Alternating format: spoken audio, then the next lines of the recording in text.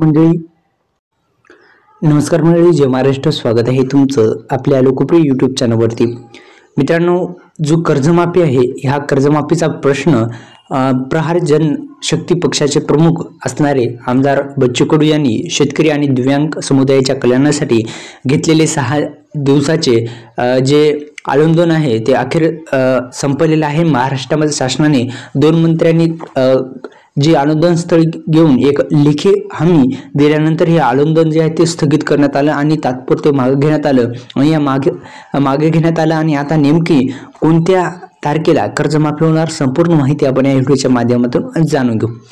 तर आमदार बच्चू कडू यांनी एकूण 17 मुख्य मुद्द्यावर त्यांनी बातचीत केली आणि शासनाकडे मागणी केली. या मागणीमध्ये शेतकऱ्यांना संपूर्ण कर्जमाफीचा प्रश्न सर्वात महत्त्वाचा आहे आणि त्याचबरोबर दिव्यांगांना व्यक्तींना असणारे मानसिक जे अनुदान आहे ते वाढवून 6,000 रुपये करणे आणि भावांतर योजनेच्या माध्यमातून शेतकऱ्यांच्या उत्पादनाच्या योग्य दर मिळवून देणे हा महत्त्वाचे गोष्टीचा यामध्ये समावेश आहे.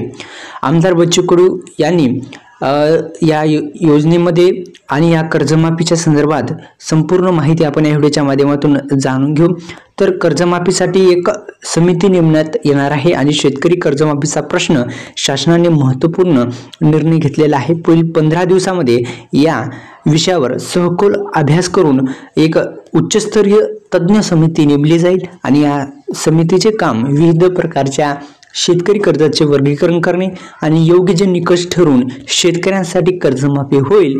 आता असं निर्देशन देण्यात आलेलं आहे की शेतकऱ्यांसाठी एक आनंदाची बातमी आहे. आता शेतकऱ्यांची कर्जमाफी होऊ शकते. एक समिती गठीत करून त्यामध्ये निर्णय होऊ शकतो अशी शक्यता वर्तवली जात आहे. तर पुन्हा सुद्धा आपल्या यूट्यूब चॅनलला सबस्क्राईब करा. अखेर बच्चू कडू यांच्या जे आंदोलन आहे त्याला यश मिळालेलं आहे. धन्यवाद.